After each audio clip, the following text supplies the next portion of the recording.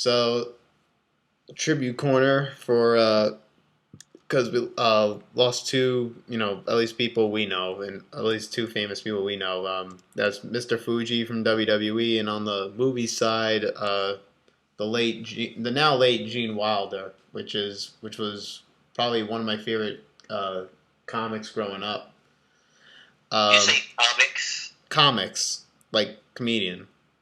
Okay. So first, I guess we'll start with Fuji. Throw salt in your eyes. Yeah, it's a shame. It's a shame that Fuji died. I mean, how old was he? I think he was in his 80s. Yes, but somewhat on the bright side, at least it was at a more realistic type of death compared to recently wrestlers dying in their 60s. No, yeah, at least he lived a longer life than most competitors. But it was too soon for Piper. Yeah, too soon for Piper. Too soon for Dusty, I think. And yeah, I'll give him that one. But yeah, at least Fuji passed at a reasonable age. I mean, it's definitely not good that somebody dies, obviously, but at least he didn't. At least his death wasn't tragic or shocking or anything. Yes, because how often today do we see someone die a natural death? Yeah, well, in the WWE and in wrestling business as a whole, yeah, it's pretty common that a lot of the people in the business die at an early age. Or earlier age. Yeah, or earlier age, unfortunately. So, but at least it. But Fuji, he's definitely a pioneer, a pioneer manager. I think he was a 5-time tag champion when he competed. Yes, he was. And he showed off his managerial skills as in tag teams like Demolition. But also managed for Yokozuna, a few other tag teams I can't remember at the moment. Yeah, he managed a lot of tag teams, and I think I forgot the other tag teams he managed. I can't remember. I remember Demolition, and I think he managed like Earthquake and Tugboat. I think it was or I think it was. Or no, it was Earthquake and so I can't remember at the natural disasters. Yeah, the natural disasters I think he managed. They were called too. I couldn't believe Mr. Fuji was in his 60s when he managed back in the early 90s. I believed that this whole time he was in his 40s. I figured, I figured too, like 40s, 50s at least. But yeah, it's really didn't come as a shock to us, but such a shame that he had to go too. That his time was up. But he was a great manager. He's up there. He's very underrated. He was up there with Bobby Heenan and Paul Bearer and Jimmy Hart.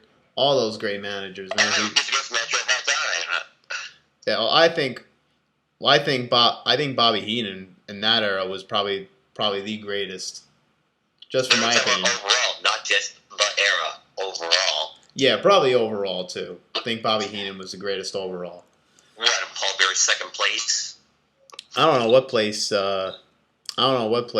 Paul Bearer is in my book, but he's definitely up there. He's definitely at least top 5. Definitely top 5. And he only managed 3 guys in his entire career. Taker, Mankind. Now he did manage Vader though. Okay, that I did not know. Or at least forgot about. He managed Taker, Kane, Mankind, Vader. Since when? I'm curious. What, Vader? Yes. Like 97, I think. Okay then. Yeah. And Kane. Oh yeah, I mentioned Kane too. Okay. So I think he's managed 4 people in his career. Yeah. So anyways, another great manager lost. So rest in peace, Mr. Fuji. Yep.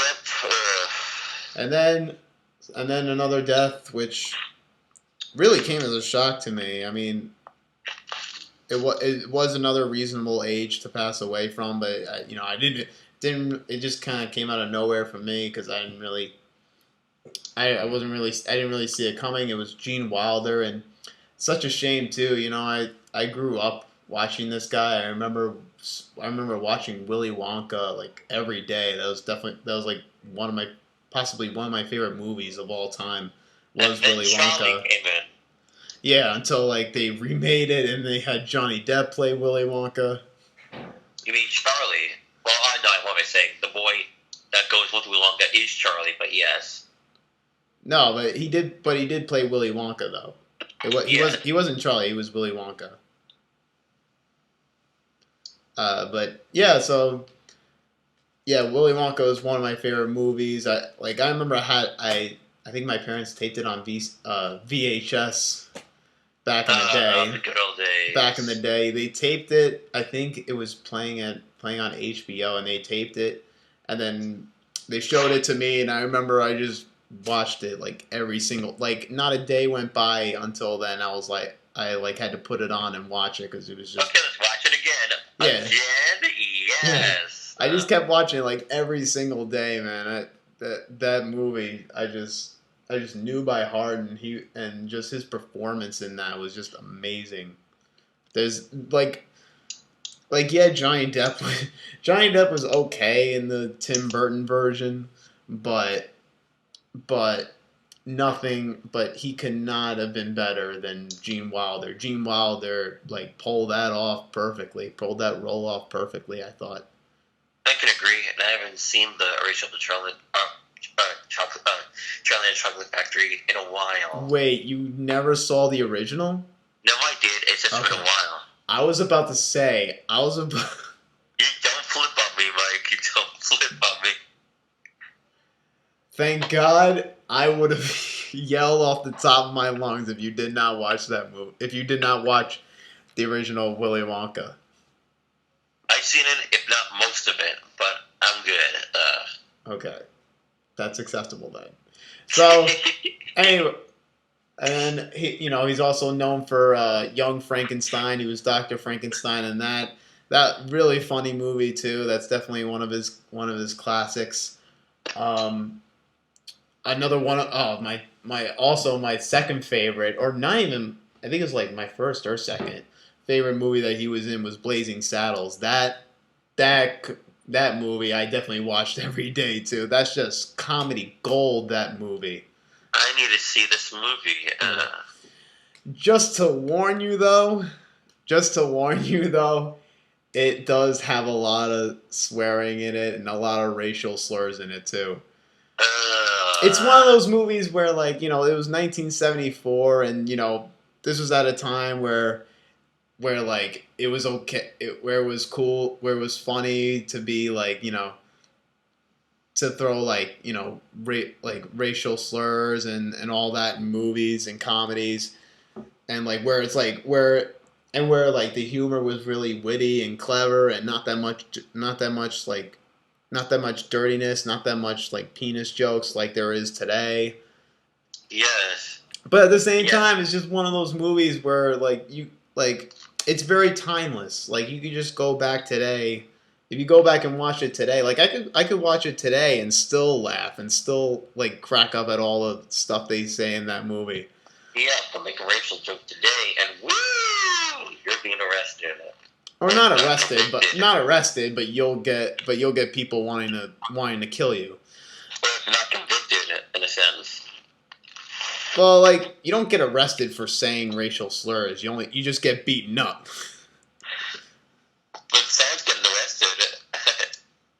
No, you can't get arrested for saying racial slurs. Well, I'm saying the person whoever beats the person that we said the racial slur. Well, yeah, they'll get arrested. But anyways, but mind you, this, and I know I'm sure people if they saw it today would be offended because it's that it was that they say the N-word a lot in that movie. But there's one thing to point out though. Richard Pryor, who's a black comedian, wrote that movie, so he could have white guys saying that. So, is it really racist? A black guy, a black comedian wrote that screenplay.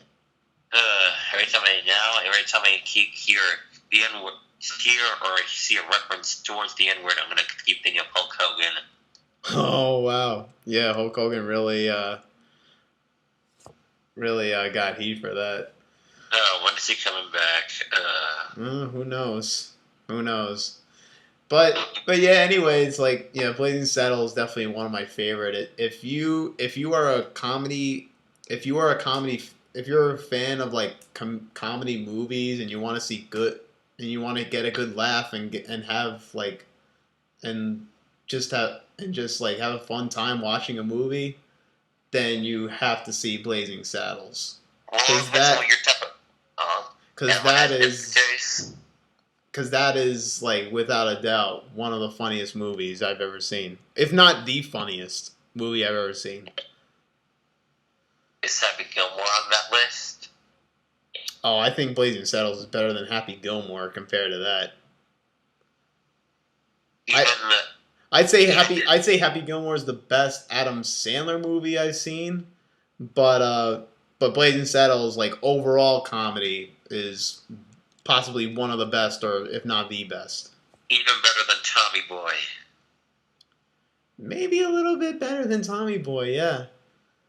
Because and Gene Wilder in this movie, he was great too. He was the Waco Kid, and just the stuff he said in the when they introduced him. The Waco Kid, he was called in the movie. He was he was obviously another great role. He was fantastic in this one. What is a Waco Kid? That was just his name in the movie. But yeah, then he also was in the movie The Producers. I didn't see that one, but he was nominated an Oscar for that. I've read, and what else was he in? He was in many movies with Richard Pryor, who was also a great comedian. He passed away, I think 11 years ago. But yeah, like overall,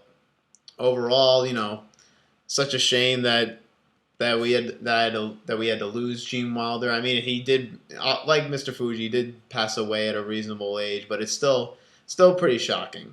Still pretty shocking. Like, it's kind of one of those things where it just slaps you across the face, and it's like, wow, he was that old, and he was really that ready to go. It was just shocking because when you grow up watching a guy that you've seen his movie so many times, and and then all of a sudden he just goes like that. It catches you off guard still, It'd be a bit surprising if we lost Al Pacino next. Yeah, he's in his 70s though, so it would be I think it would have been a little bit early for him to go.